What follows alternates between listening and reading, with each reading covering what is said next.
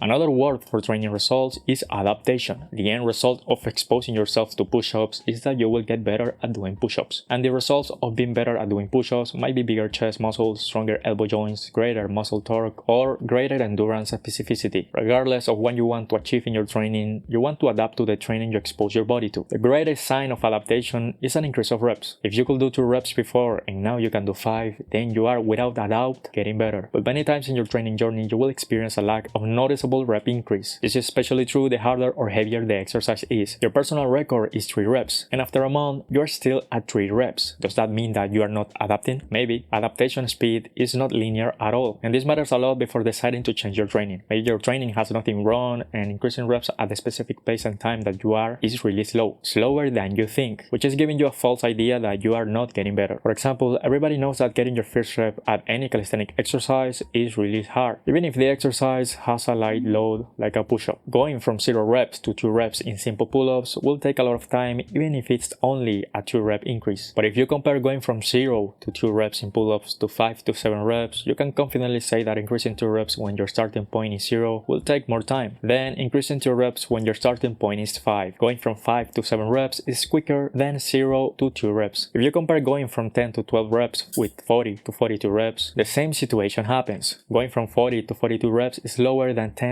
to 12 reps, even if both are a 2 rep increase. If instead of pull-ups we replace it with any type of front lever exercise, this is way more noticeable. In other words, you might be in a situation where using the increase of reps as a sign that you are getting better becomes incomplete because you are in a slow phase of the exercise you want to get better at. As a result, you might change your training negatively when you simply need to keep training, being consistent and challenging yourself. This is why I think it is important to use other more ignored signs of adaptation alongside the increase of reps in order to have a bigger, more clear picture, instead of only using the increase of reps as a sign of getting better. If you get at least 4 of the following signs simultaneously, then you are definitely getting better. The first sign is needing less rest. You might not have increased your PR 1 month after, but if you do the same work now and you don't feel as beat up the day after, then there is a clear sign that you're adapting and getting better. Maybe you needed a full 2-day rest to feel completely recovered 1 month ago, but now you only need 1 day of recovery to do the same amount of work. Or the day after the workout might have given you a lot of soreness and sluggishness, but after a month, it doesn't give you the same degree of soreness and sluggishness anymore. Needing less rest and being able to do the same amount of work at a higher frequency is definitely a sign that you are getting better. The second sign is needing less warm-up time. Warming up might be one of the most important methods to avoid injuries, and you probably have noticed that the harder or heavier an exercise is to you, or if a movement pattern is new to you, the more time warming up you will need. Likewise, the easier and lighter an exercise is, the less warm-up time you need or no warm-up at all. If you notice that you need less specific warm-up sets to do the same amount of work, then that is a good sign of adaptation. Maybe you needed to spend 5 minutes on 4 warm-up sets, and now you only need 2 sets and 2 minutes of a specific warm-up time. The third sign of adaptation is the feeling that the movement feels natural. This sign is dogmatic, but I think everybody will be able to relate and feel it. If you try an exercise you have never done, you will know that it feels different from an exercise that you already know. If it feels more natural now, then you are getting better. In more technical terms, it probably has to do with how the weight travels through space and the nervous system getting used to that weight travel path. For example, in a close grip handstand push-up, the clear direction to go is an incline down and forwards and up and backwards motion. When you get good at it, then it becomes automatic and you don't really need to put much attention. However, in an extremely wide handstand push-up, the clear direction your body goes is a vertical up and down motion. If you have never done a wide handstand push-up, then it will feel natural even if you have practiced the close grip. If a movement that didn't feel natural a month ago now does, then you are clearly getting better. The fourth adaptation sign is being able to do slower reps. The heavier the load is to you, the faster tempo you need to use to complete the rep. An example is a muscle up. For a lot of beginners, a muscle up is a 10 rate of perceived exertion load, meaning that it is heavy to the point that they cannot even do 1 repetition. In the case that they can do 1 repetition,